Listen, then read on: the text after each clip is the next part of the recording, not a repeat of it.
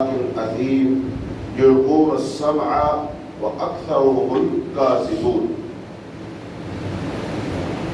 آج کے ہمارے درس کا موضوع ہے کہ فرشتوں اور شیاطین کا انسان پر نزول۔ تسلسل سے پیچھے ہمارا جو موضوع چل رہا ہے وہ یہ ہے کہ شیطان انسان کا سب سے بڑا دشمن ہے، اور شیطان نے انسان کو گمراہ کرنے ایک دو نہیں مکمل کوشش کرنی ہے، ہزاروں جال بچانے، ہزاروں تدبیریں اپنانی، اور اس نے قسمیں اٹھا کر اللہ رب العالمین کے سامنے اس بات کا عہد کیا ہوا ہے فَبِعِزَّتِكَ لَأُغْوِيَنَّهُمْ أَجْمَعِينَ۔ اور شیطان وہ مخلوق ہے، وہ جن ہے جس سے اللہ رب العالمین نے دشمنی کرنے کا ہمیں حکم دیا۔ یہ ہمارا دشمن ہے۔ اللہ نے فرمایا إِنَّهُ لَكُمْ عَدُوٌّ مُّبِينٌ، یہ تمہارا کھلا کھلا دشمن ہے۔ پھر ایک جگہ فرمایا وَاتَّخِذُوهُ عَدُوًّا، کہ اس کو تم اپنا دشمن پکڑو۔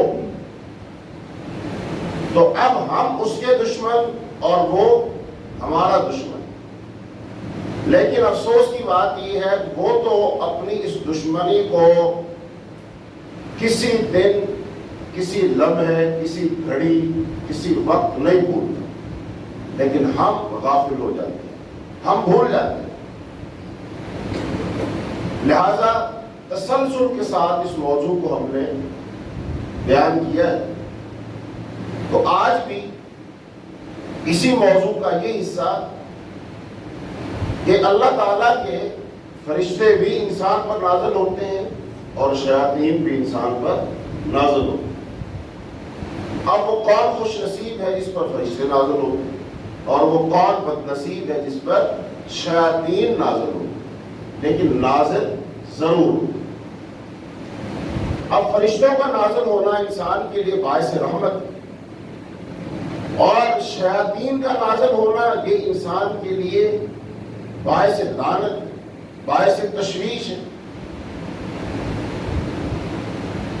تو اب قرآن پاک میں اللہ تعالیٰ نے ان دو باتوں کو بیان کیا، لیکن ان دو آیات کا ترجمہ بیان کرنے سے پہلے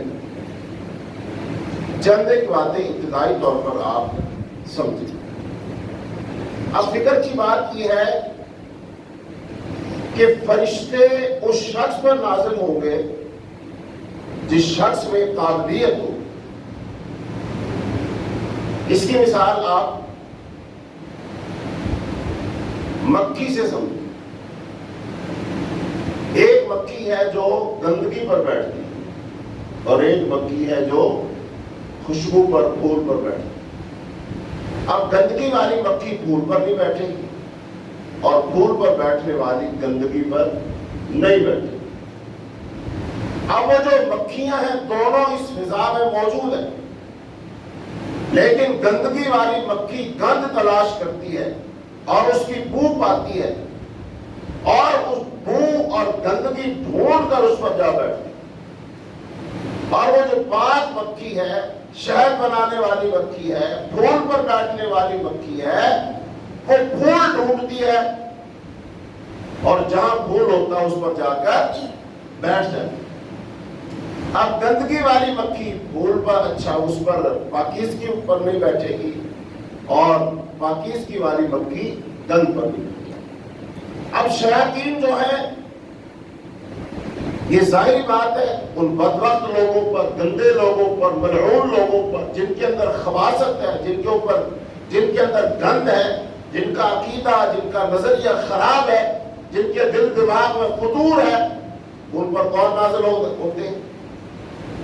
شیاطین نازل ہوتے ہیں۔ اور اللہ کے ملائکہ اور فرشتے کہاں نازل ہوتے ہیں؟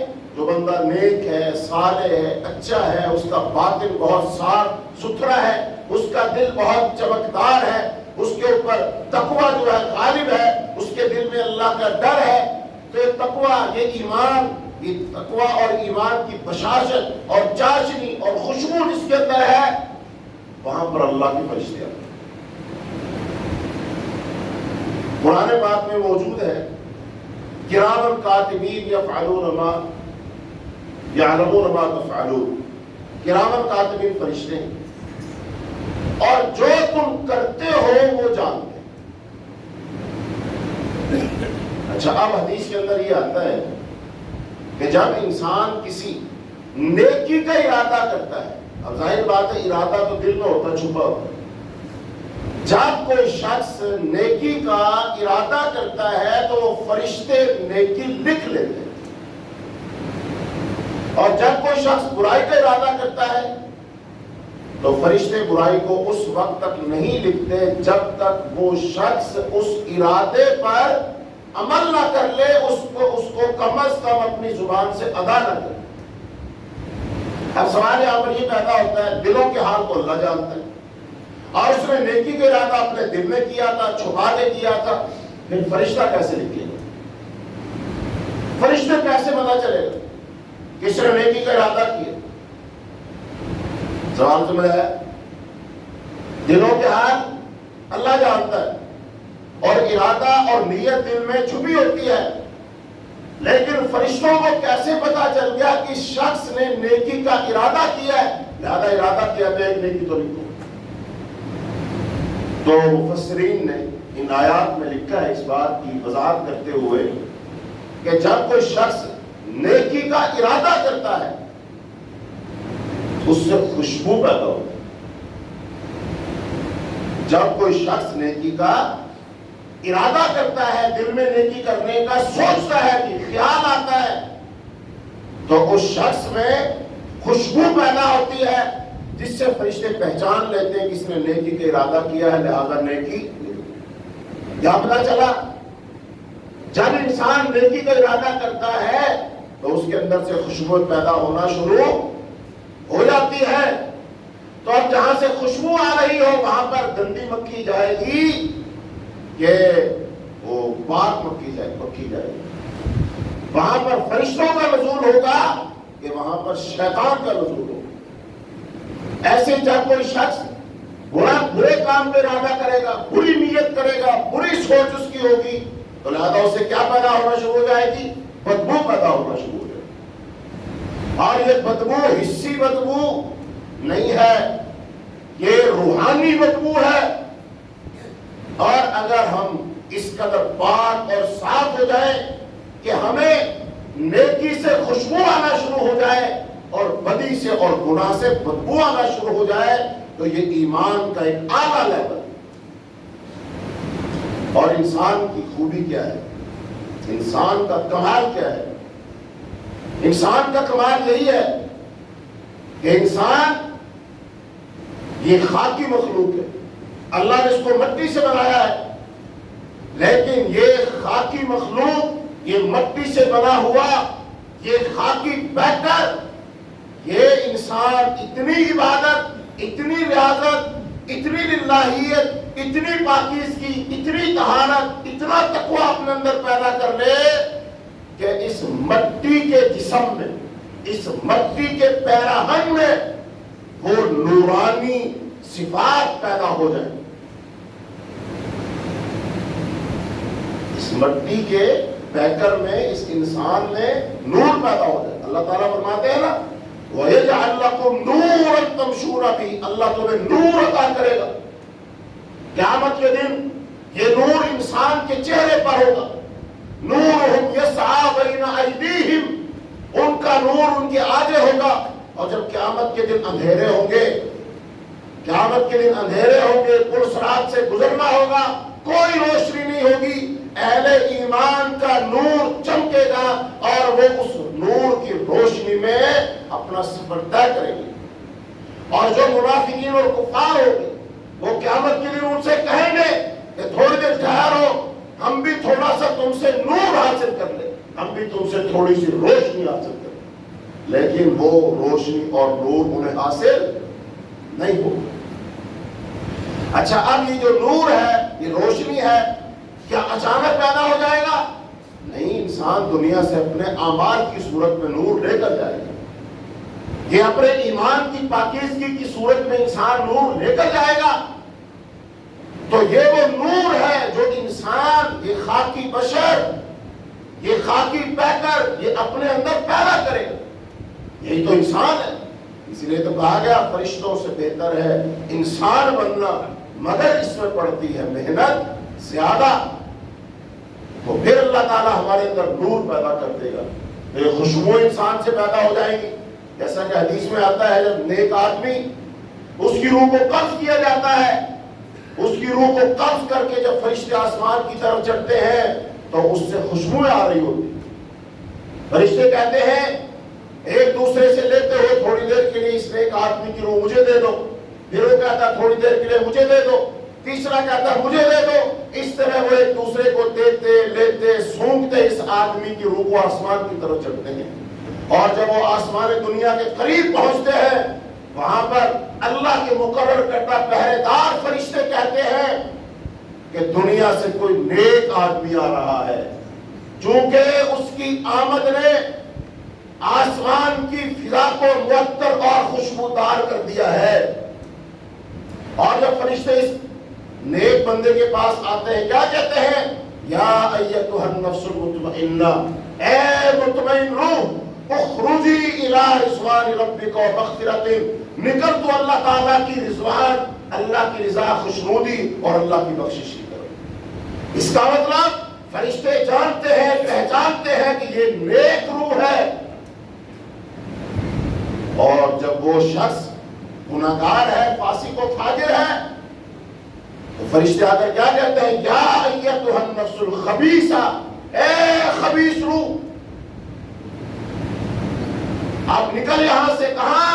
اللہ کے عذاب کی طرف چلے۔ پھر فرشتے اس کی روح کو کھینچتے ہیں، گندی روح ہوتی ہے، بدبودار روح ہوتی ہے، پھر اس کو بدبودار کفن میں لپیٹ کر آسمان کی طرف فرشتے چڑھتے ہیں، اور جب آسمان دنیا پر پہنچتے ہیں ان کے لیے دروازہ نہیں کھولا جاتا، اور فرشتے باتیں کرتے ہیں یہ کیسی کوئی گندی روح ہے، بدبخت روح ہے کہ آسمان کی فضا صاف اور معطر خوشبودار تھی، اور اس نے آ کر یہاں کی فضا کو بدبودار کر دیا۔ اور میرے بھائیوں، یہ روحوں کی پاکیزگی ہے، یہ روحوں کی گندگی ہے۔ تو یہ اللہ تعالیٰ کے فرشتے آسمان سے جب نازل ہوتے ہیں، یہ ان پاک روحوں پر نازل ہوتے ہیں، ان نیک روحوں پر نازل ہوتے ہیں، ان خوشبودار روحوں پر نازل ہوتے ہیں۔ اور یہ شیاطین کہاں نازل ہوتے ہیں؟ شیطان کو ہمیشہ گندگی پسند ہے، گندی جگہ پسند ہے۔ اس لیے رسول اللہ صلی اللہ علیہ وسلم نے ارشاد فرمایا جب تم واش روم کرنے جاؤ، لیٹرین میں جاؤ، تو کیا پڑھو؟ دعا پڑھو، اللہم انی اعوذ بک من الخبث والخبائث۔ اے اللہ میں تجھ سے پناہ مانگتا ہوں، کس کی پناہ؟ شیطان جنوں سے اور شیطان جننیوں سے، خبیث جنات سے اور خبیث جننیوں سے میں تیری پناہ مانگتا ہوں۔ رسول اللہ صلی اللہ علیہ وسلم نے ارشاد فرمایا اگر تم دعا پڑھ کر بیت الخلاء میں نہیں جاؤ گے تو شیاطین ان گندی جگہوں پر ہوتے ہیں اور وہ تمہاری شرمگاہوں سے کھیلتے ہیں۔ اس سے پتہ چلا شیاطین کہاں ہوتے ہیں؟ گندی جگہوں، واش روم، جہاں خلاص ہوتے ہیں۔ اس لیے جتنے لوگ یہ جادو ٹونا ٹوٹکا کرتے ہیں،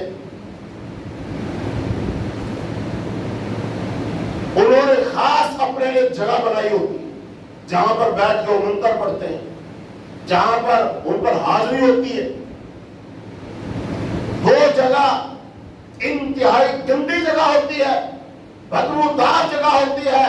ان لوگوں کا خاص لباس ہوتا ہے جو اس وقت یہ بیٹھ کر وہاں پہن کر بیٹھتے ہیں، اور وہاں پر پھر گندگی کے ڈھیر اور غلاظت کے ڈھیر ہوتے ہیں، بدبوئیں وہاں سے آ رہی ہوتی ہیں، اور پھر یہ ایسی چیزوں کو جلاتے ہیں جن سے بدبو پیدا ہوتی ہے۔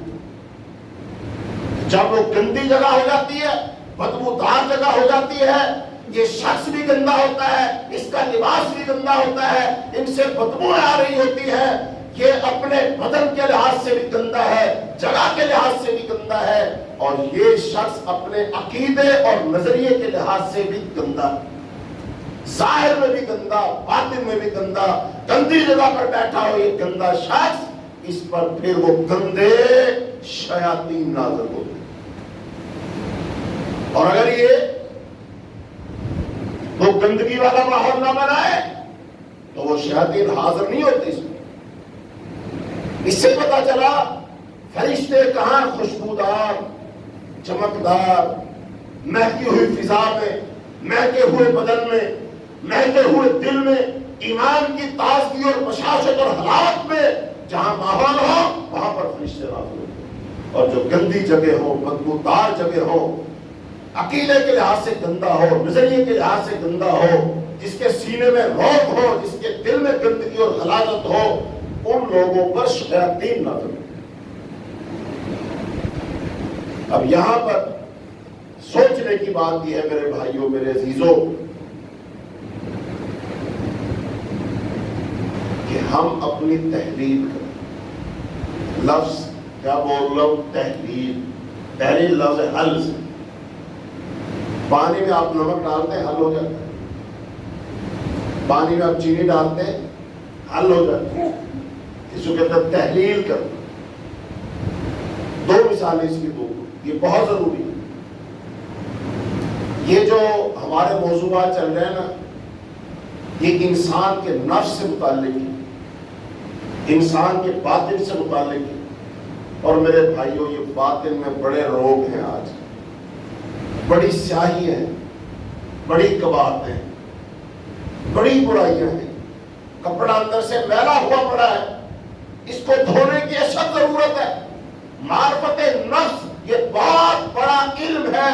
اپنی ذات کو پہچان، اپنی ذات کے بارے میں علم حاصل کر اور دھوکے میں مت پڑ، صحیح جائزہ لے اپنا۔ تو اس لیے یہ موضوع شروع کی ہوں۔ تو تحلیل نفس کر، تحلیل نفس، اپنے نفس کی تحلیل کر، پھر تجھے پتا چلے گا تیرے اندر کیا ہے۔ اس کی مثال، دو مثال۔ ایک مثال یہ ہے کہ عام طور پر ہم سب کو یہ اس سے واسطہ پڑتا ہے کہ آپ کسی سنار سے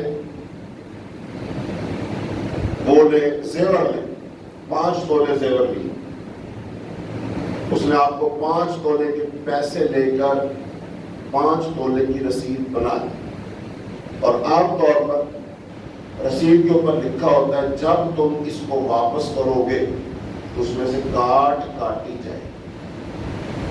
5 تولے آپ نے زیور لے لی، اب فرض کر لو سال بعد، 2 سال بعد، 3 سال بعد جب بھی آپ اسی زرگر کے پاس گئے اور اس سے کہا کہ یہ بھائی واپس کر لو، ہمیں پیسے دے دو، وہ آپ کو پورے پیسے دیتا ہے؟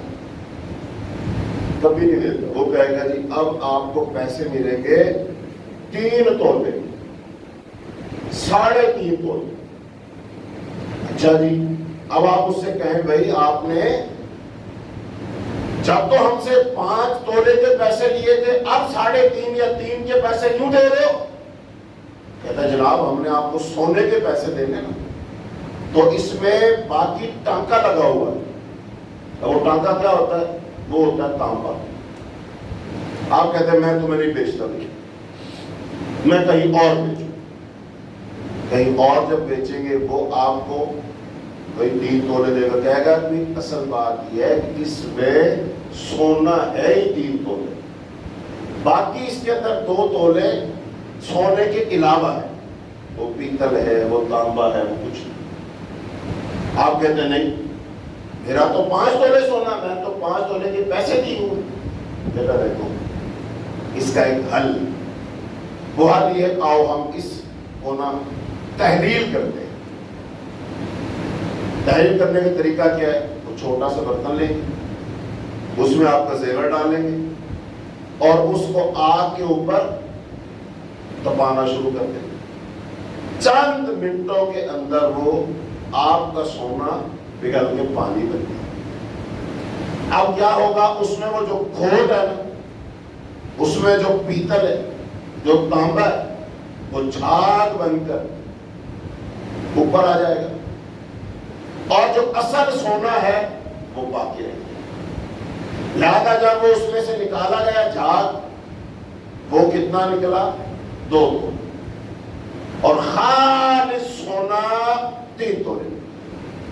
اس نے کہا جی اب بتاؤ میں تمہیں تانبے کے پیسے دوں کہ میں تمہیں سونے کے پیسے دوں؟ اب وہ بندہ مطمئن ہو جاتا ہے جی باقی میرے زیور میں سونا کتنا تھا؟ 3 تولے. باقی 2 تولے اس کے اندر کھوٹ ہے، وہ تانبا ہے، وہ. اب بات بالکل واضح ہو گئی اور اس نے 3 تولے کے پیسے لے. پہلے یہ شخص مطمئن نہیں ہو رہا تھا، اب مطمئن ہو. کیوں؟ اب حقیقت کھل کر سامنے آ گئی. اس کو پتا چل گیا میرے زیور میں کھرا کتنا تھا اور کھوٹ کتنا تھا، سونا کتنا تھا اور تانبا کتنا تھا. بات واضح ہو گئی. اس عمل کو بولتے ہیں تحلیل. آئیے اپنے نفس کی تحلیل کریں تاکہ پتا چلے میرے اندر ایمان کتنا ہے اور میرے اندر ایمان کے علاوہ کار کباڑ کتنا ہے. تاکہ پتا چلے میرے اندر اطاعت فرما برداری کتنی ہے اور تاکہ پتا چلے میرے اندر بغاوت سرکشی اور نافرمانی کتنی ہے. پتا چلے میرے اندر ایمانیات ایمان کتنا ہے اور میرے اندر شیطان اور شیطانیت کتنی ہے. یہ ہے تحلیل نفس. اس کی ایک اور مثال سادہ سمجھو. عام طور پر جب مکان بنایا جاتا ہے، چنائی ہوتی ہے، مسالہ بنایا جاتا ہے، تو چنائی میں مسالہ کتنے کا لگاتے ہیں؟ فرض کر لو کوئی بندہ اچھی چنائی کرنا چاہتا ہے، وہ 4 کا مسالہ لگاتا ہے. 4 کا مطلب 4 تانبے ریت کے اور 1 تانبہ سیمنٹ. 4 کا مسالہ بن گیا. اچھا اب مالک کہتا ہے اس مسالے کے ساتھ چنائی کرو تاکہ چنائی تھوڑی، چونکہ جتنا زیادہ ریت ہوگا اتنی پکڑ کم ہوگی، سیمنٹ زیادہ ہوگا ریت کم ہوگا پکڑ زیادہ ہوگا. ٹھیکیدار کے ذہن میں بے ایمانی آئی. اس نے کہا یا کون سا مالک ہوتا؟ اس نے 6 کا مسالہ بنانا شروع کیا. 6 تانبے ریت کے اور 1 تانبہ سیمنٹ. اور ہر روز 4-5 بوریاں بچا کے لے جاتا ہے. اور مالک کو رپورٹ یہی ہے 4 کے مسالے سے چنائی ہوتی. ایک دن مالک آ گیا. مالک جب آیا اس نے کہا ہاں جی کتنے کا مسالہ بن رہا ہے؟ کہا جناب 4 کا مسالہ بن رہا ہے. مالک کے پاس رپورٹ تھی بے ایمانی ہو رہی ہے. 4 کا نہیں 6 کا مسالہ چل رہا ہے. اب کیسے پتا چلے گا؟ کیسے پتا چلے گا مسالہ کتنے کا؟ تحلیل ہوگی. تحلیل اس میں سے اتنا سا مسالہ لیں گے اور اس کو ایک گلاس میں شیشے کے میں ڈالیں گے اور حل کریں. سیمنٹ ہوگا وہ کہاں رہے گا؟ ہو جائے گا پانی میں حل. اور ریت کہاں بیٹھ جائے گا؟ تو پتا چل جائے گا ریت کتنے حصے اور سیمنٹ کتنے حصے. تحلیل ہوئی، پتا چل گیا. میرے بھائیوں اپنی تحلیل کرو. اپنی ساری فکر کو، اپنے دل کو اللہ کی اطاعت کے برتن میں، ایمان کے برتن میں دور اپنے آپ کو حل کر، اطاعت فرمانبرداری کی بھٹی میں اپنے آپ کو ڈال دے. اپنے معمولات زندگی کو پھر دیکھ کتنے فیصد ایمان والے کام ہیں، کتنے فیصد ایمان والی سوچ ہے. تیرے معاملات ایمان کے مطابق ہیں کہ نہیں ہیں؟ کتنے فیصد تیرے کام بغاوت والے، سرکشی والے، نافرمانی والے، شیطان کے مطابق ہے، قرآن و حدیث کے خلاف کام ہے. کھل کر بات سامنے آ جائے تو یہ پتا چلے گا میرے اندر اتنی اصلیت ہے، اتنا کھراپن ہے اور اتنا کھوٹ. اپنے کام میں مثلا کھانے پینے سے متعلق 5 کام لے لے، لباس سے متعلق 5 کام لے لے، کاروبار سے متعلق 5 کام لے لے، خوشی غمی سے متعلق 5 کام لے لے، آنکھوں سے متعلق 5 کام لے لے، زبان سے متعلق 5 کام لے لے، سوچنے سے متعلق 5 کام لے لے. ان سارے 5 کاموں کو لے اور ذرا تحریر کر، پتا چلے کہ تیری آنکھ سے کتنے کام گناہ والے ہوتے ہیں اور کتنے کام نیکی والے. تیرے دل میں کتنے خیالات اچھے ہیں اور کتنے خیالات برے ہیں، تیرے دماغ کے اندر منصوبے کتنے حلال ہیں اور کتنے حرام ہیں، یہ ساری باتیں کھل کر تیرے سامنے آ جائیں اور جائزہ لے لے۔ اور یہ تیرے پاس وقت ہے، ایک دن موت کا فرشتہ آئے گا، اور جب موت کا فرشتہ آ جائے گا تجھ پر تیری حقیقت کھل کر واضح ہو جائے گی۔ آج مجھ پر میری حقیقت کھلی ہوئی نہیں ہے، وجہ کہ میں نے اپنے آپ کا جائزہ باقاعدہ طور پر غور کے ساتھ، فکر کے ساتھ اپنا آج تک لیا نہیں، آج تک نہیں لیا میں دوسروں کا جائزہ لیتا ہوں، دوسروں کے بارے میں جانتا ہوں، فوراً دوسروں کے بارے میں تجزیہ کر کے بتا دیتا ہوں یہ اچھا آدمی ہے، برا آدمی ہے، اچھے اخلاق والا، برے اخلاق والا ہے، رشتے ناطے کرنے ہوتے ہیں فوراً ہم جان پہچان جاتے کہ کیسا آدمی ہے۔ ہاں دوسروں کے بارے میں تو جانتا، اپنی ذات کا جائزہ لے، اپنے آپ کی تحلیل کر، اپنے آپ کو چھاننے لگا، اپنے آپ کو اللہ رسول کے حکموں کی اطاعت کی بھٹی میں جھونک دے، پھر دیکھ رزلٹ کیا آتا ہے۔ اور خون کا تھوڑا سا سیمپل لیا جاتا ہے، اور خون کا سیمپل لے کر رپورٹ آ جاتی ہے کہ بتا تیرے اندر کیا کیا مسئلہ ہے۔ کسی بیماری کا آپ ٹیسٹ کروائیں، خون لیتے ہیں تو چند قطرے اور لے کر رپورٹ دے دیتے تیرے خون میں یہ چیز اتنی ہے، یہ چیز اتنی ہے۔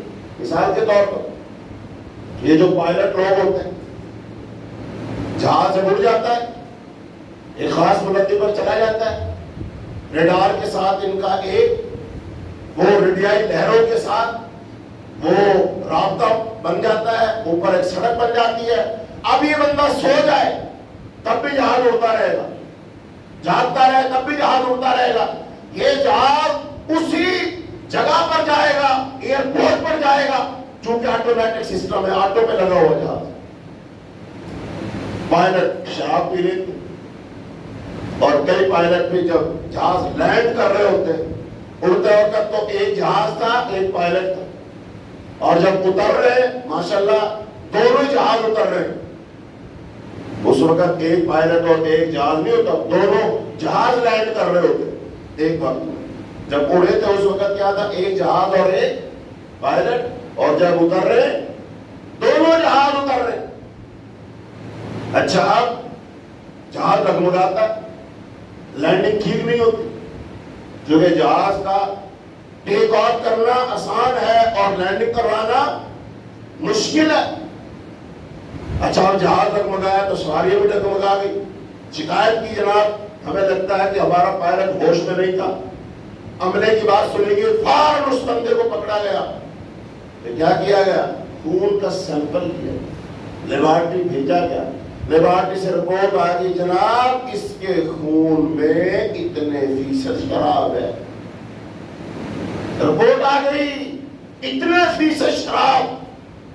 کیسے پتا چل گیا، لیبارٹری سے تحلیل کیا گیا، اور جب خون کے چند قطروں سے یہ معلوم کیا جا سکتا ہے کتنے فیصد تیرے خون میں شراب ہے، خون کے چند قطروں سے یہ معلوم کیا جا سکتا ہے تیرے اندر فلاں بیماری وہ پازیٹیو آ گئی ہے، پھر تو اپنا جائزہ لے کر تو حساب کیوں نہیں لگا سکتا، بتا تیرے اندر خیر پازیٹیو ہے کہ شر پازیٹیو، تیرے اندر ایمانیات پازیٹیو ہے کہ غیر ایمانیات تیرے اندر پازیٹیو ہے، تیرے اندر کون سی بیماری ایکٹیو ہے۔ اور میرے بھائی اپنا جائزہ لو، اپنے نفس کو تحلیل کرو، یہ تحلیل نفس ہے، یہ معرفت ذات ہے، یہ اپنا جائزہ ہے، یہ اپنا محاسبہ ہے، اپنی ذات کو باندھ کے بیٹھ، اپنے ساتھ اپنا مراقبہ کر، اپنے گریبان میں جھانک، اپنے معاملات کو دیکھ، تیری ذات کھل کر تیرے سامنے آ جائے، اپنی ذات کو پرزے کر دے، اور گاڑی کا انجن کھولتے ہیں پوری موٹر سائیکل کھول کر پرزوں میں بانٹ دیتا ہوں، پارٹس بن جاتے اس کے۔ تو بھی اپنی سوچ، فکر، خواہشات، زندگی کے گول، مقاصد، معاملات، شب و روز، ان ساری چیزوں کو کھول کر رکھ، پتا چلے تیرے اندر کیا ہے، کھول اپنی ذات کو۔ اس نے کہا تھا حاسبو قبل ان تحاسبو، اے لوگوں اپنا اپنا محاسبہ کر لو اس سے پہلے کہ تمہارا محاسبہ کیا جائے. اپنا حساب لگا لو اس سے پہلے کہ تمہارا حساب کتاب کیا جائے. چونکہ اپنا حساب خود لگاؤ گے اصلاح کا موقع ہوگا، لیکن جب فرشتے آ کر تمہارا حساب کتاب لگائیں گے اصلاح کا موقع نہیں ہوگا. اس لیے یہ ہے تحلیل نفس. اپنی ذات کو تحلیل کرو، اپنی ذات کا جائزہ لو، اپنے گرے بالوں میں جھانک لو، چیک کر لو. آپ کی ذات آپ کے سامنے کھل کے آ جائے. اللہ تعالیٰ نے قرآن میں فرمایا بل الانسان علی نفسہ بصیرہ، ہر انسان جانتا ہے، بصیرت رکھتا ہے کہ وہ کیا ہے. اللہ پاک فرماتے ہیں ہر انسان جانتا ہے. ایمانداری سے بتاؤ اس قرآن کی آیت کے مطابق میں جانتا ہوں میں کیا ہوں. بل الانسان علی نفسہ بصیرہ، یہ بصیرہ کا لفظ کہا گیا. ایک ہوتی ہے بصارت، ایک ہوتی ہے بصیرت. بصارت کا معنی عربی میں کیا ہے؟ دیکھنا.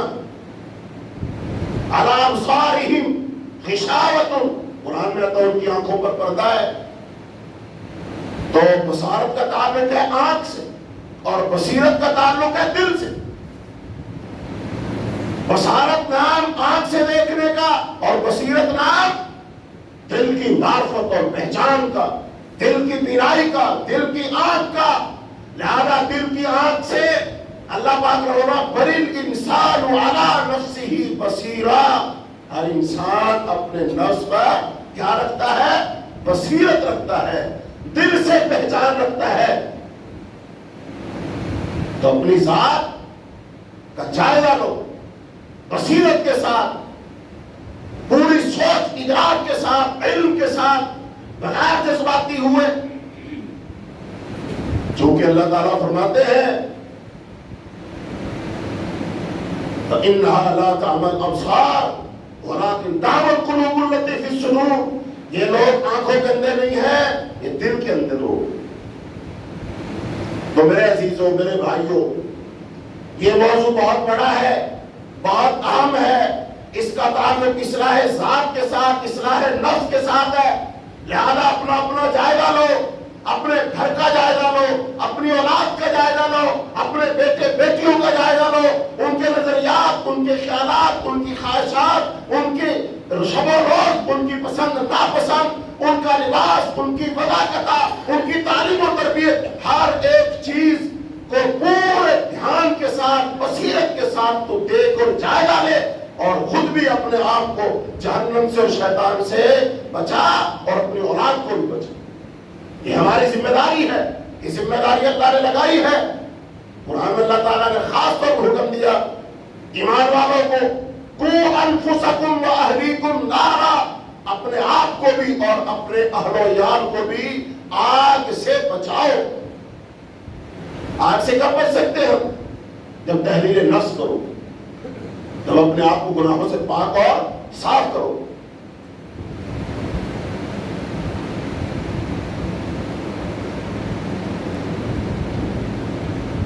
تو قرآن پاک کی اب یہ دو آیات سنو.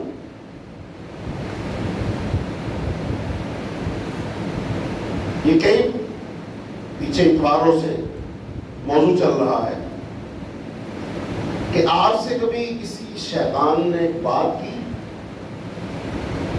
آپ سے کبھی کسی فرشتے نے بات چیت کی؟ اچھا، اب فرشتہ بھی بات کرتا ہے اور شیاطین بھی بات کرتے ہیں. قرآن سے ثابت ہو چکا ہے. ایک دونوں بات نہ کرتے ہو، بات کرتے ہیں. اچھا، مجھے فرشتے کی بات بھی سنائی دیتی ہے کہ نہیں؟ مجھے شیطان کی بات بھی سنائی دیتی ہے کہ نہیں؟ دونوں کی نہیں سنائی دیتی، دونوں میں سے ایک کی سنائی دیتی. تو پھر یہ محسوس کرنے کا حص اور یہ سننے کا ہمارا سسٹم صحیح خراب ہے. یہ انتہائی اہم سوال ہے. ایک تجربہ کر رہا ہوں، 15 سے 20 سیکنڈ کا تجربہ. ابھی ہم نے فجر کی نماز پڑھی، فجر کی نماز پڑھی سب. ہم میں سے کتنے لوگ جو کہہ سکتے ہیں میں نے نماز پڑھی تھی مجھے نماز میں ایک بھی خیال نہیں آیا، ابھی فجر کی نماز باقی نہیں، یہ جو فجر کی نماز پڑھی ہے، کتنے لوگ جو یہ کہہ سکتے ہیں اللہ اکبر پہلا کہا اور سلام دینے تک مجھے کوئی اور خیال آئے؟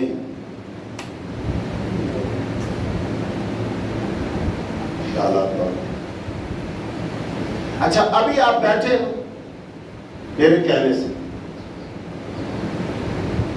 آپ 5 سیکنڈ کے لیے آنکھ بند کریں گے، جب کہوں گے تو کریں گے بالکل۔ اچھا آپ دیکھیں گے جیسے ہی آپ کی آنکھ بند ہوگی نا ایسے خیالات دوڑنے شروع ہو جائیں، آپ کو ایسے لگے ادھر سے باہر، ادھر گئے ادھر گئے ادھر گئے ادھر گئے، محسوس کریں گے ایک دم سے۔ اس کا مطلب یہ کھلی آنکھوں کے ساتھ جب ہم ہیں، یہ دل میں 1 منٹ میں کتنی کیفیات بدلتی، خیالات بدلتے، نظریات بدلتے، چیزیں اچھی لگتی، آنکھیں بند کرو گے فوراً آپ ماضی میں کہاں بچپن، کہاں وہ اسکول کے بیلی، کہاں وہ گاؤں، کہاں وہ کھیلنا کودنا، وہ گھر کے صحن میں چھوٹے بہن بھائیوں کا وہ سارا کچھ ایک لمحے میں یاد آ جائے۔ کہاں سے آ جائے؟ کچھ چیزیں ہیں جو آپ کو خیالات یہ آئیں گی۔ اچھا اب یہ ہم تجربہ کرنا ہے، 5 سیکنڈ کے لیے آنکھیں بند کرو، سب کر لو 5 سیکنڈ۔ بچے ذرا مینو نا دیکھو آنکھاں بند کر کے، میں تو دیکھنا کچھ مینو دیکھ، چھوٹے بچے جیسے نہیں کھول لو 5 سیکنڈ ہو گئے، سو ہی نہ جانا، میں 5 سیکنڈ کی انتظار ہوں، آنکھیں کھلیں گی وہ بند بھی ہو گئی۔ جو ڈرائیونگ میں ایسے ہی ہوتا ہے، میں تھوڑی سی آنکھ بند کرتا ہے نا وہ نیند میں جھٹکا لگتا ہے۔ اچھا بتاؤ خیالات ادھر ادھر دوڑتے، تو یہ خیالات، اس کا مطلب خیالات تو آ رہے، سگنل باقاعدہ آ رہے، سگنل نہیں ٹوٹ رہے، کھمبے کے بالکل قریب ہے، پورے سگنل ہے۔ اچھی سگنل اب کس چیز کے؟ 2 طرف سے آتے ہیں بھائی سگنل، بلکہ 3 طرف کے آتے ہیں۔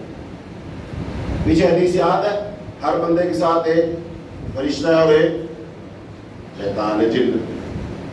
حدیث میں آیا شیطان کس کا وعدہ دلائے گا؟ نافرمانی کا، ناحق کا، اور فرشتہ کس کا دلائے گا؟ حق کا، سچ کا، نیکی کا۔ تو خیالات بھی آتے ہیں، سگنل بھی پورے ہیں، ہم محسوس بھی کر رہے ہیں۔ اب یہ دیکھنا زیادہ کس چیز کے آتے ہیں، یہ اپنا جائزہ، برائی کے زیادہ آتے ہیں، اچھائی کے کم۔ برائی کے زیادہ، برائی کو جلدی قبول کرتے ہیں، اچھائی کو جلدی قبول نہیں کرتے۔ چھوٹی سی مثال ہے، گھر آپ لڑ کے مر جاتے ہیں، بچوں سے کہتے ہیں دودھ پیا کرو، یہ پیا کرو، یہ سردائی بنا دو بچوں کے لیے، دودھ بنا دو، لسی نہیں پیئیں گی، مفت مل رہی، اور شراب مفت نہیں ملتی، لوگ چھپ کے جا کر پیسے جوڑ کے جا کر پیتے۔ کیوں؟ دودھ کی طرف رغبت نہیں ہے اور شراب کی طرف رغبت۔ رسول اللہ صلی اللہ علیہ وسلم معراج پر گئے تھے، آپ کو دودھ پیش کیا گیا تھا اور شراب کا گیا، آپ دونوں میں جو چاہے لے لیں، لیکن آپ نے دودھ لیا تو کہا گیا آپ نے فطرت کو لیا ہے اور آپ نے غیر فطری چیز کو چھوڑ دیا۔ اب آپ صلی اللہ علیہ وسلم دودھ کی طرف مائل کیوں ہوئے؟ چونکہ آپ کا نفس انتہائی پاک اور صاف تھا، تزکیہ ہوا تھا۔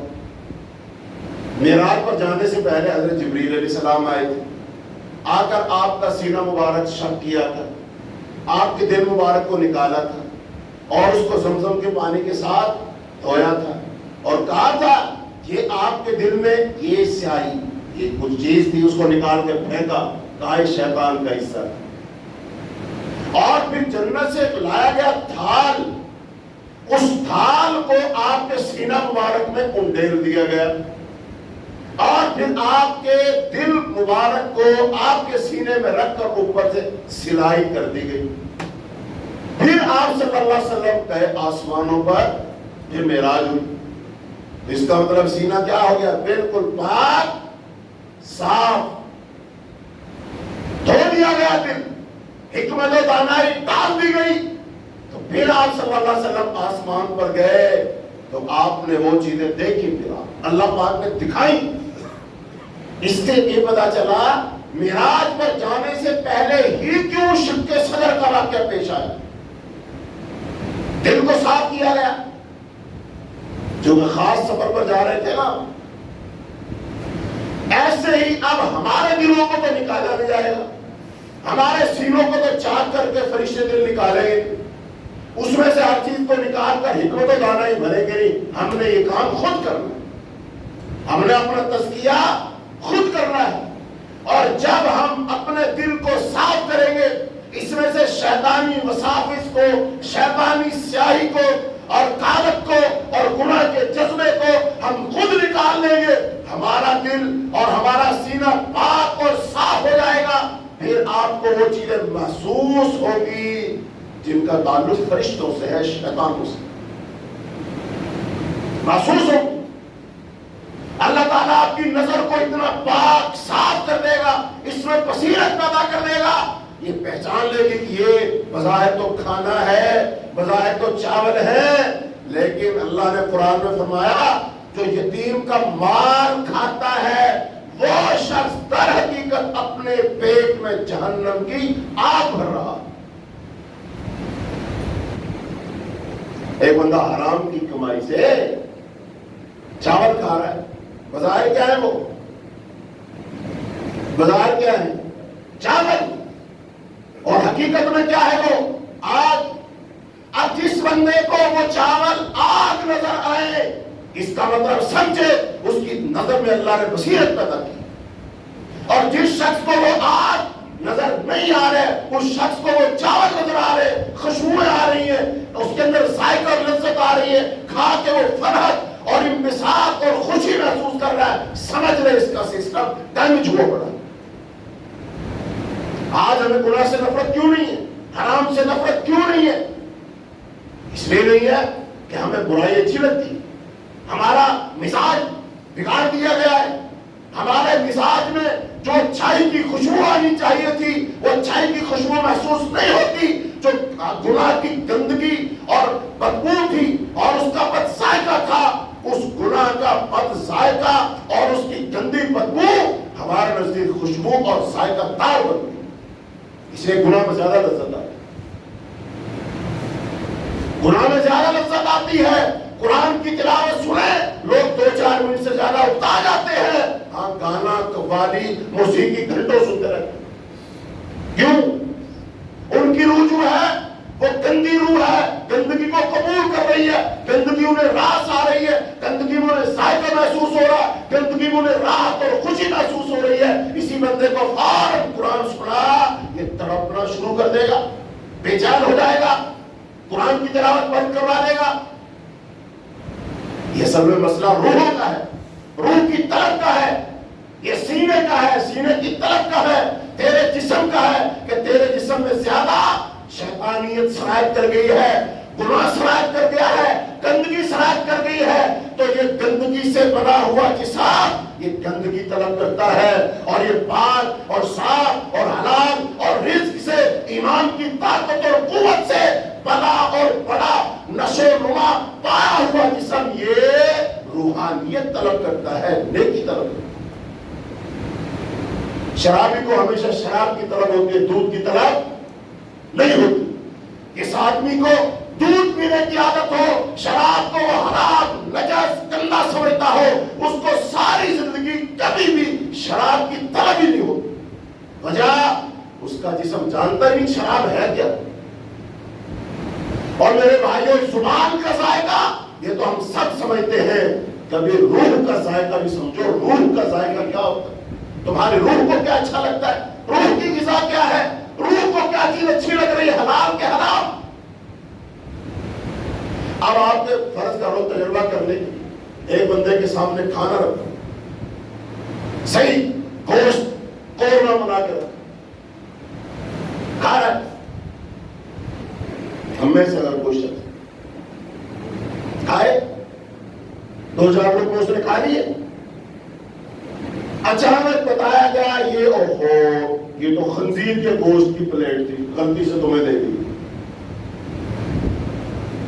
فوراً کیا ہوگا جسم کا ریئیکشن؟ کیا ہوگا؟ میں نہیں بولتا، آپ بولو۔ جیسے پتا چلے کہ خنزیر کا گوشت، حرام گوشت، کتے کا گوشت، فوراً کیا ہوگا؟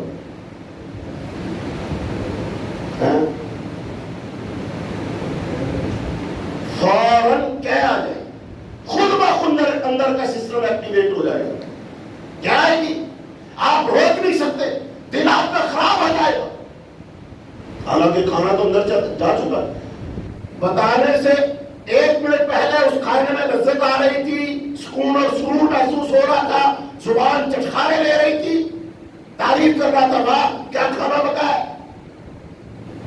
1 منٹ بعد کھانا وہی ہے، اب ذائقہ کیوں نہیں؟ اب لقمہ لگا کے دکھا، ایک لقمہ منہ میں ڈال کے دکھا، اندر والا لقمہ باہر آ رہا ہے، کیا آ رہی ہے؟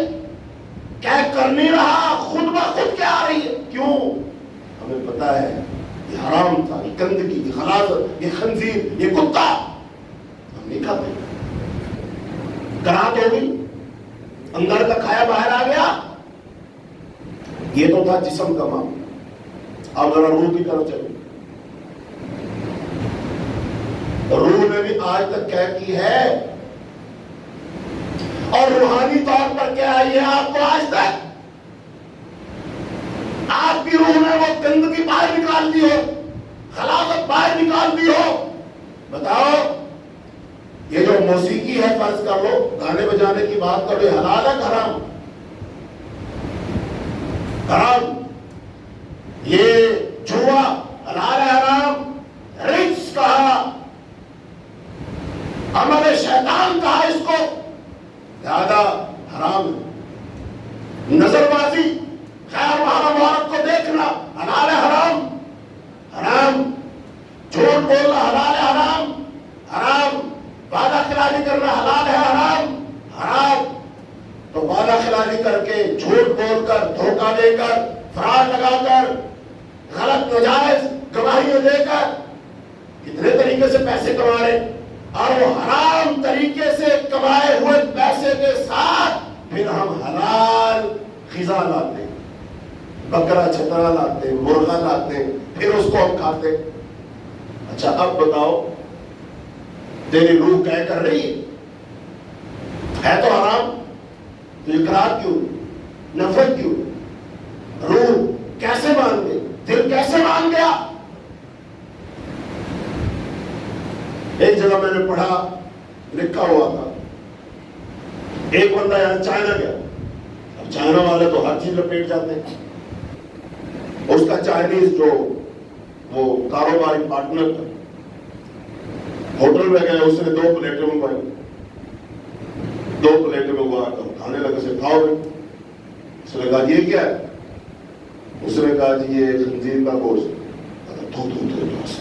میں کوئی خنزیر کھاؤں گا؟ میں نہیں کھاتا، یہ ہم تو مسلمان ہیں، ہم تو حلال کھاتے ہیں۔ چائنیز بڑے سیاح،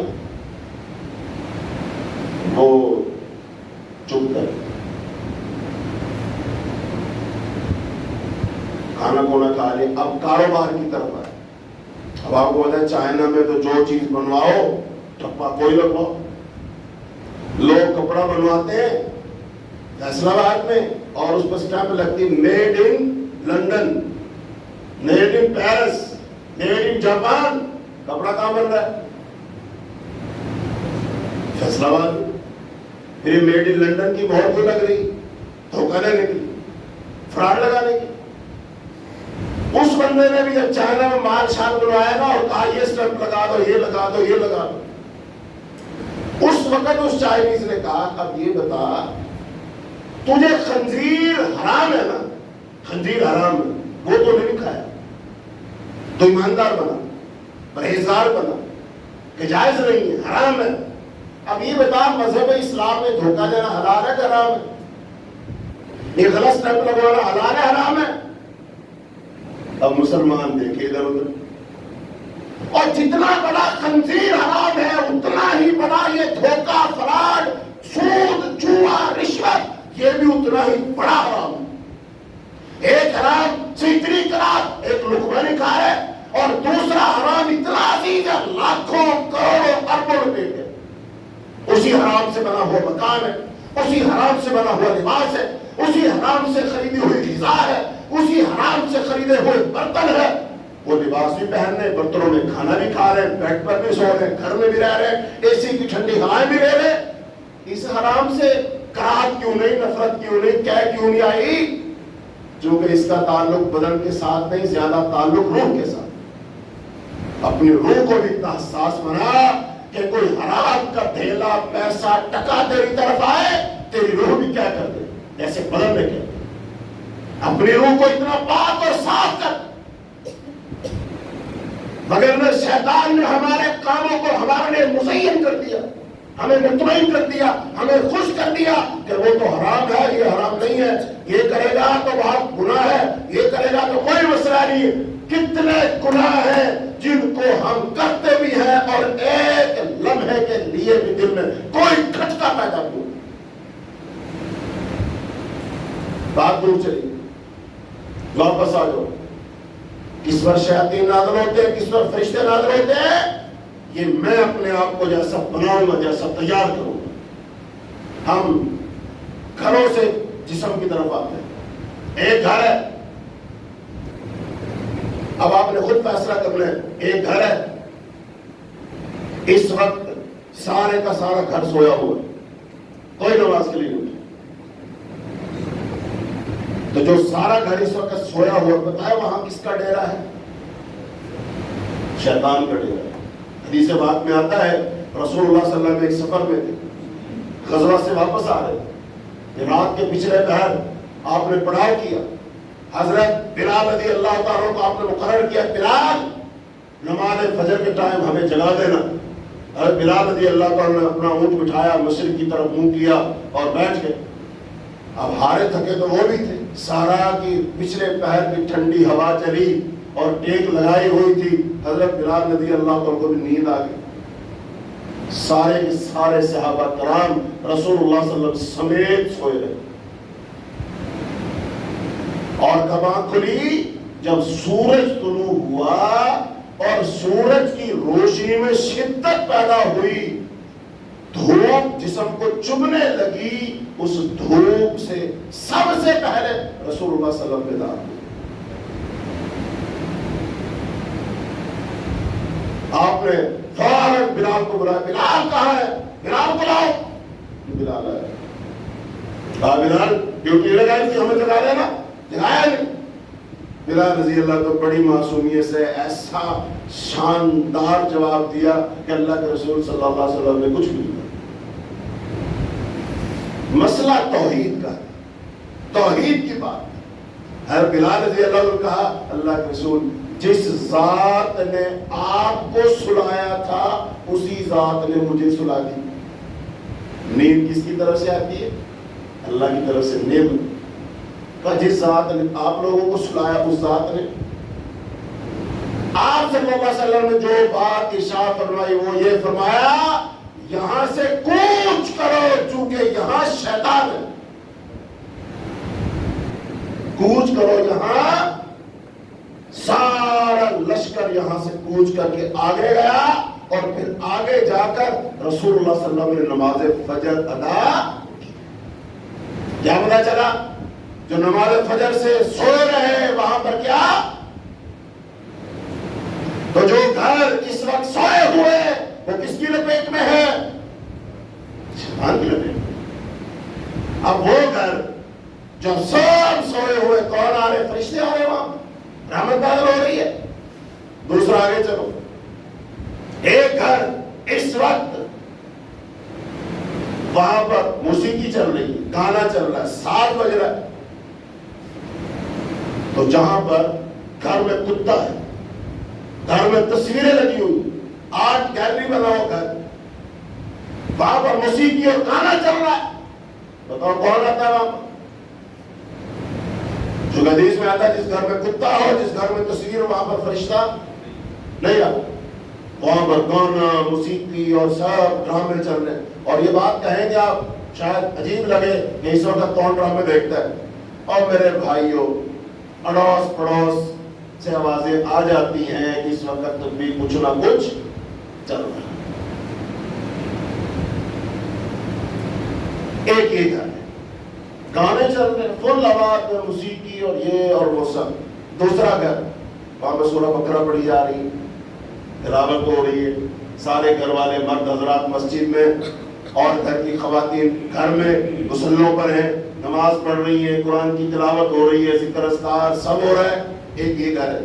ان دو گھروں میں سے بتاؤ فرشتے کہاں آئیں گے؟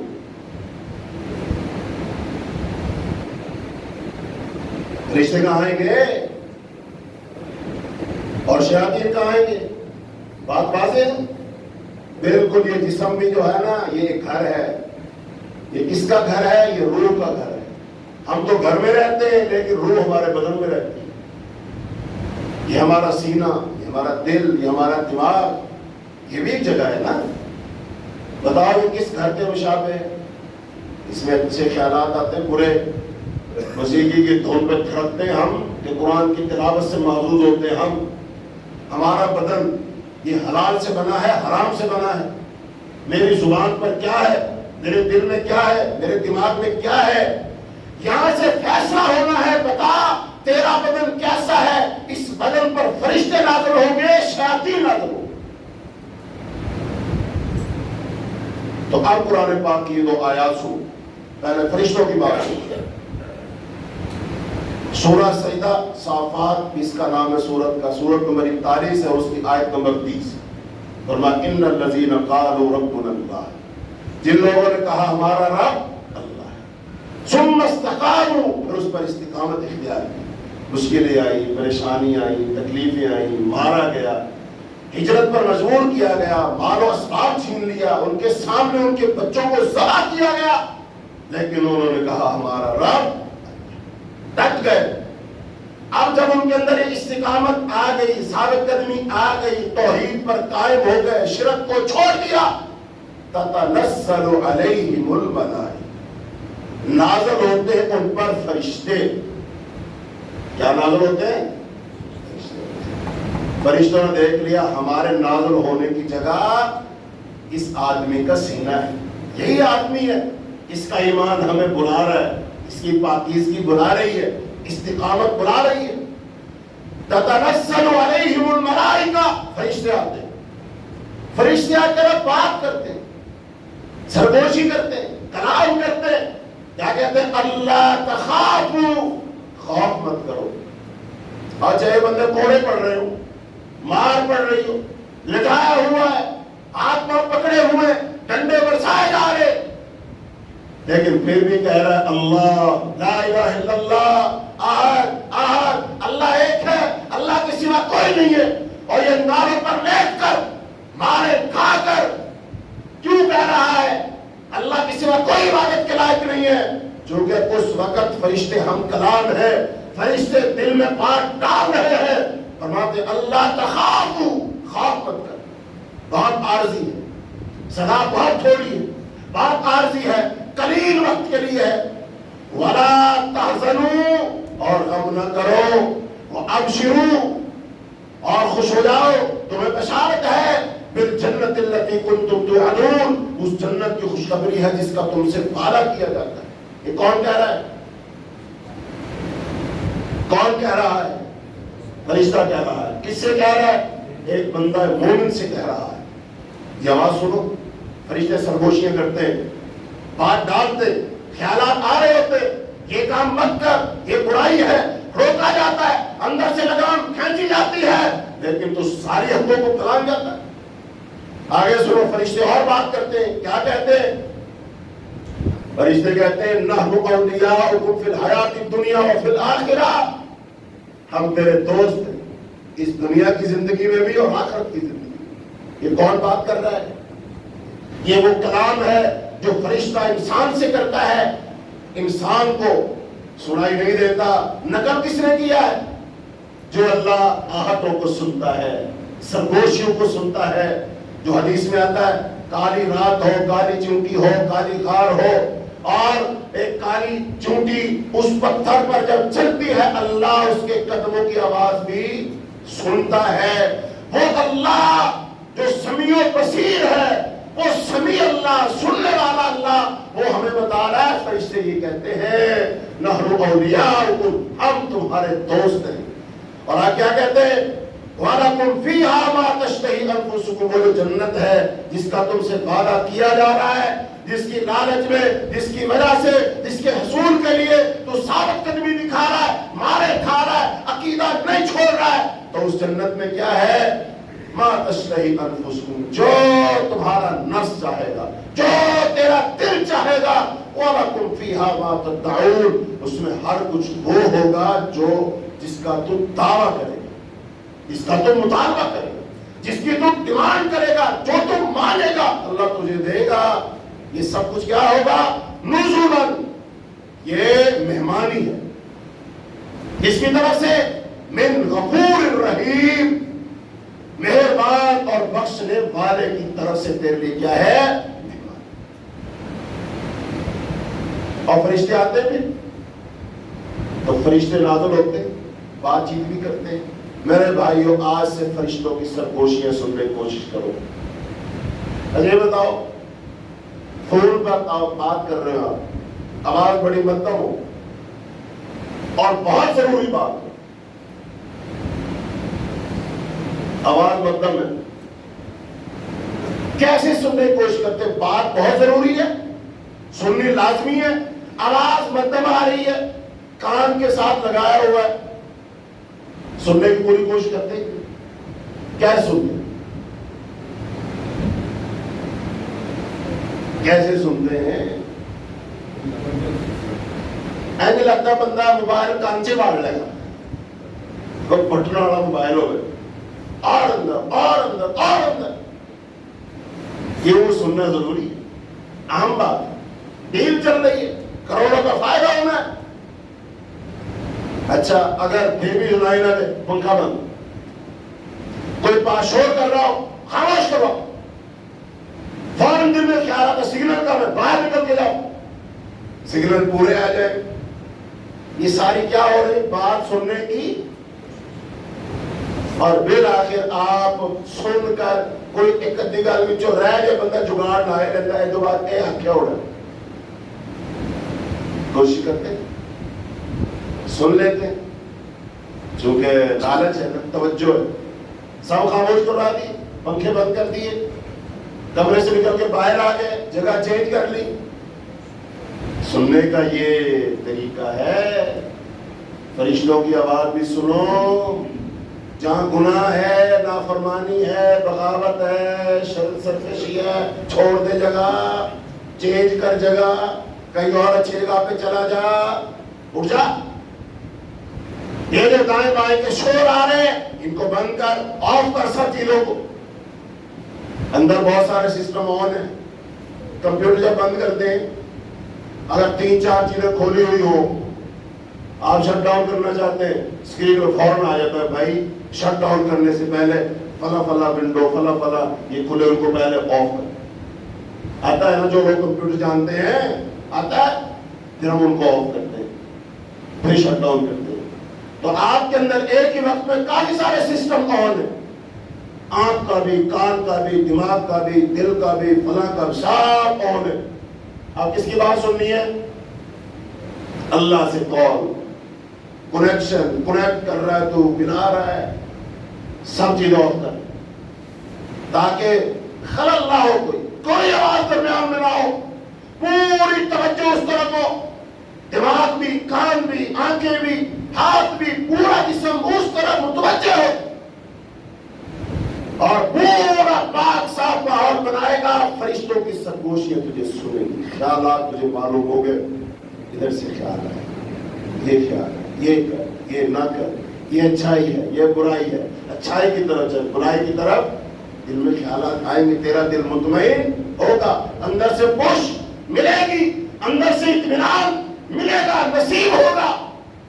اور بعض لوگ اس وقت بڑے نرم گرم بچھونوں پر سو کر، اے سی چلا کر، بڑے اعلیٰ قسم کے کھانے کھا کر، قیمتی لباس پہن کر، بڑی بڑی گاڑیوں میں گھوم خدا کی قسم بے چین رہتے ہیں، چونکہ باہر سے وہ چین حاصل کرنے کی کوشش کر رہے ہیں لیکن اندر سے ان کو چین نہیں مل رہا۔ اور بعض لوگ وہ ہیں جو روکھا سوکھا کھا کے سستے کپڑے پہن کر چھت پر بغیر پنکھے کے چارپائی پر بغیر چادر اور بستر کے قمیض نکال کے سو جاتا ہے، اے ٹھنڈی میٹھی نیند سوتا ہے سکون۔ اب اس آدمی کو اس کے پاس سکون کی کوئی چیز نہیں ہے، پھر بھی سکون مل رہا ہے، اور اس کے پاس سکون حاصل کرنے کی ہزاروں چیزیں موجود ہیں، اس کو سکون پھر بھی نہیں مل رہا۔ وجہ کیا وجہ ہے؟ یہ بہت بڑا مسئلہ ہے۔ میرا ایک دوست ہے لبرٹی میں، اس کا میڈیکل اسٹور ہے، میں رمضان میں اس سے ملنے کے لیے گیا، اس نے مجھے ایک خاص کھانا دکھایا، کہا سر یہ ہماری دکان میں سب سے مہنگا اتنا سا کھانا ہے، وہ اس میں کیا ہے؟ کہتا اگر ہم یہ اوپن رکھتے یہ لاکھوں کی دوائی چند گھنٹوں میں فروخت ہو جائے، ہم نے چھپا کے رکھی ہوئی، جو ہم سے 10 گولیاں مانگتا ہم اس کو بڑی مشکل 2 دیتے، وہ ساری کی ساری کیا ہے؟ سکون کا کھانا ہے، وہ گولیاں ہیں، وہ انجیکشن ہے جن کو کھا لینے سے نیند آتی ہے، انجیکشن لگا لینے سے نیند آتی ہے، تو سب زیادہ تو وہ فروخت ہو۔ یہ سکون کہاں سے مل رہا ہے؟ گولیوں سے۔ اور ایک بندے کو سکون کہاں سے مل رہا ہے؟ اندر سے۔ یہ کیا فرق ہے؟ یہ وہی فرق ہے، کنیکشن۔ سکون اور سکینت کہاں سے نازل ہوتا ہے؟ آسمان سے نازل ہوتا ہے۔ اور میرے بھائیوں یہ ساری باتیں آپ کے نفس سے متعلق ہیں، یہی باتیں ہم آپ کو سمجھانے کی کوشش کر رہے ہیں۔ فرشتے نازل ہو، ایسا ماحول بنا، ایسا باطن بنا، ایسی سوچ بنا، ایسا دل بنا، ایسی روح بنا، ایسا گھر بنا، ایسا گھر کا ماحول بنا، اپنی اولادوں کی ایسی تربیت کر کہ تیرے اوپر بھی تیرے گھر کے ہر فرد پر فرشتوں کا نزول ہو، فرشتے دلوں میں اطمینان ڈال رہے ہو، اس کے اندر وصیت پیدا کر رہے ہو، تو اور تیرے گھر کا ہر فرد شیطان کا سب سے بڑا دشمن ہو، شیطان تم سے ڈرتا ہو، کانپتا ہو، خوفزدہ ہوتا، شیطان تمہیں اپنا دشمن سمجھتا ہو، دوسرے شیطانوں کو بتاتا یہ محلے میں یہ گھر ہمارا سب سے بڑا دشمن۔ میرے عزیزوں، میرے بھائیوں، یہ انسان کا نفس ہے، اپنے دل کو اتنا پاک اور صاف کر۔ کسی شاعر نے بڑی شاندار بات کی ہے، فرشتوں سے بہتر ہے انسان بننا، مگر اس میں پڑتی ہے محنت زیادہ، محنت زیادہ کر۔ پھر میرے عزیزوں، میرے بھائیوں، شیاطین نازل ہوتے ہیں۔ آئے سن لو، غزوہ بدر میں اللہ پاک نے فرشتوں کے نزول کا ذکر کیا، استستغیثون ربکم فاستجاب لکم انی ممدکم بألف من الملائکۃ مردفین۔ اور جب تم اپنے رب سے مدد مانگ رہے تھے تو اس نے تمہاری دعا قبول کر لی کہ بے شک میں 1000 فرشتے کے ساتھ تمہاری مدد کرنے والا ہوں، جو ایک دوسرے کے پیچھے آنے والے، اور اللہ نے اسے نہیں بنایا مگر ایک خوشخبری، اور تاکہ اس کے ساتھ تمہارے دل مطمئن ہو، اور مدد نہیں ہے مگر اللہ کے پاس سے، بے شک اللہ سب پر غالب کمال حکمت والا ہے۔ اور پھر فرمایا اِذْ یُوحِی رَبُّکَ إِلَى الْمَلَائِکَةِ أَنِّی مَعَکُمْ فَثَبِّتُوا الَّذِینَ آمَنُوا۔ جب تیرا رب فرشتوں کی طرف وحی کر رہا تھا کہ میں تمہارے ساتھ ہوں، بس تم ان لوگوں کو جماؤ، مضبوط کرو جو ایمان لائے ہیں، ان قریب میں ان لوگوں کے دلوں میں جنہوں نے کفر کیا روٹ ڈال دوں گا، بس ان کی گردنوں کو پر ضرب لگاؤ اور ان کے ہر پور پر ضرب لگاؤ۔ یہ اللہ پاک سے فرما رہے تھے، فرشتوں کو نازل ہونے کا حکم دے، نازل ہو کہاں؟ تو ایمان والوں، اور جا کر ان کو مضبوط کرو۔ وہ واقعہ آپ سب نے سنا ہے، غزوہ بدر میں جنگ ختم ہو گئی، ایک صحابی اللہ کے رسول کے پاس اور کہا اللہ کے رسول عجیب معاملہ ہوا، مجھے نہیں سمجھ آئی۔ فرمایا بولو کیا؟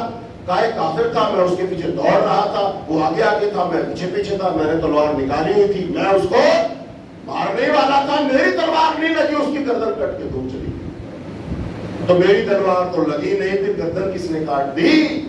اللہ کے رسول صلی اللہ علیہ وسلم فرمایا جس کے پیچھے تو دوڑ رہا تھا ایک فرشتہ بھی دوڑ رہا تھا، تو اس سے پہلے اس فرشتے کی تلوار نے اس کی گردن اڑا دی۔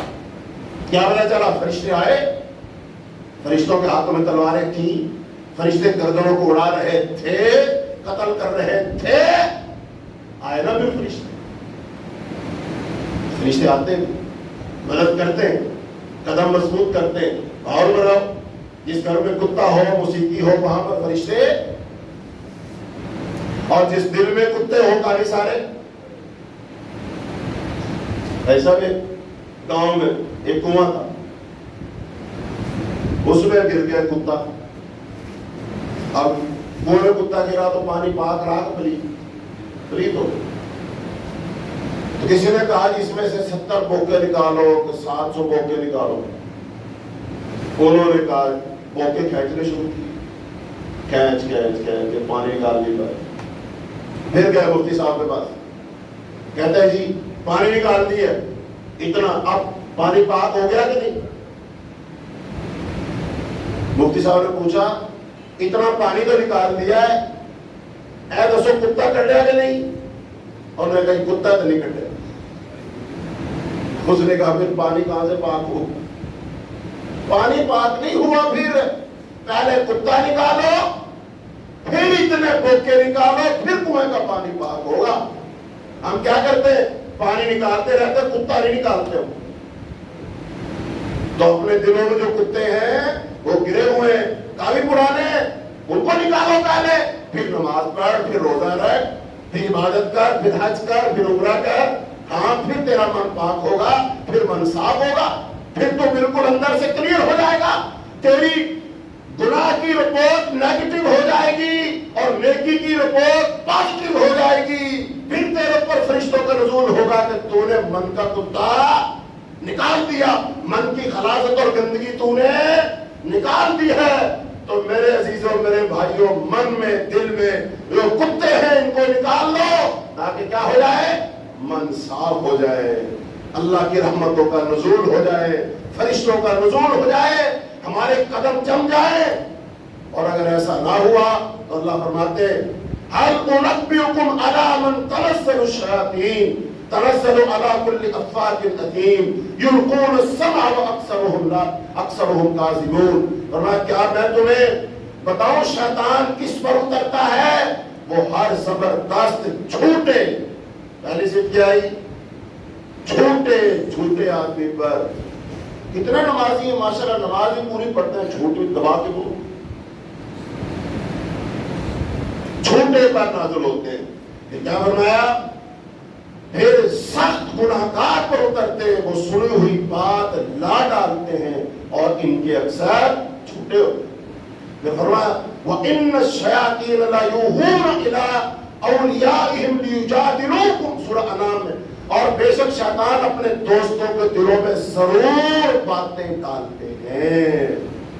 یہاں اللہ پاک نے فرمایا شیطان کس کے دل میں بات ڈالتا ہے؟ جو شیطان کے دوست ہیں۔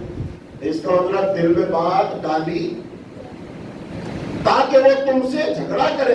پھر فرمایا اللہ تعالیٰ نے وَإِذْ زَيَّنَ لَهُمُ الشَّيْطَانُ أَعْمَالَهُمْ وَقَالَ لَا غَالِبَ لَكُمُ الْيَوْمَ مِنَ النَّاسِ وَإِنِّي جَارٌ لَكُمْ، اور جب شیطان نے ان کے لیے ان کے اعمال خوبصورت بنا دیے اور کہا آج تم پر لوگوں میں سے کوئی غالب آنے والا نہیں اور یقیناً میں تمہارا حمایتی ہوں۔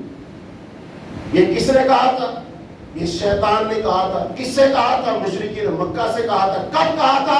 غزوہ بدر والے دن کہا۔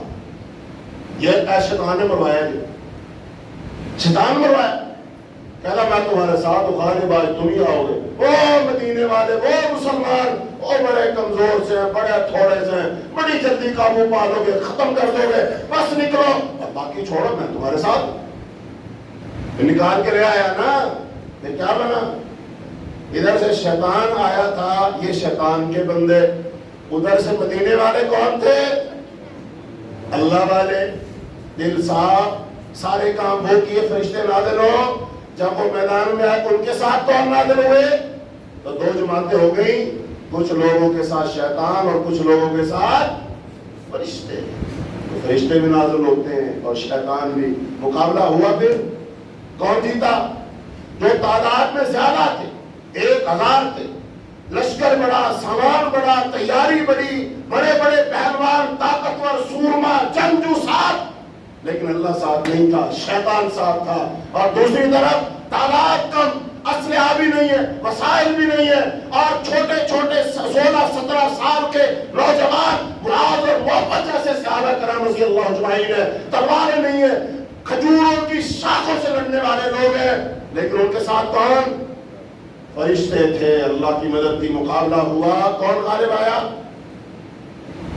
یہ دنیا میں غالب آنے کا نسخہ ہے. آؤ ہم بھی اپنے آپ کو ایسا بنائیں، فرشتے نازل ہوئے، فرشتے ہمارے دلوں کو مضبوط کریں، ہمارے قدموں کو مضبوط کریں، ہمارے گھروں میں فرشتے نازل ہو، ہمارے کاروباروں میں، ہماری دکانوں میں، ہمارے بازاروں میں، ہمارے ملکوں پر، ہمارے ملکوں کی گلیوں اور بازاروں میں اللہ کی رحمت فرشتوں کا نزول ہو، شیطان یہاں سے بھاگ جائے.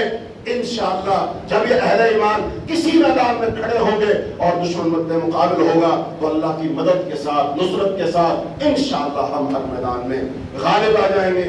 تو اللہ تعالیٰ سے دعا ہے اللہ ہمیں وہ کام کرنے کی توفیق دے جس کی وجہ سے ہم پر فرشتے نازل ہو جائیں، فرشتے ہمارے گھروں میں آ جائیں، ہمارے سینوں میں آ جائیں، ہمارے دلوں میں آ جائیں، فرشتے ہمارے دلوں کو مضبوط کر دیں، ہمارے دلوں میں اطمینان ڈال دیں.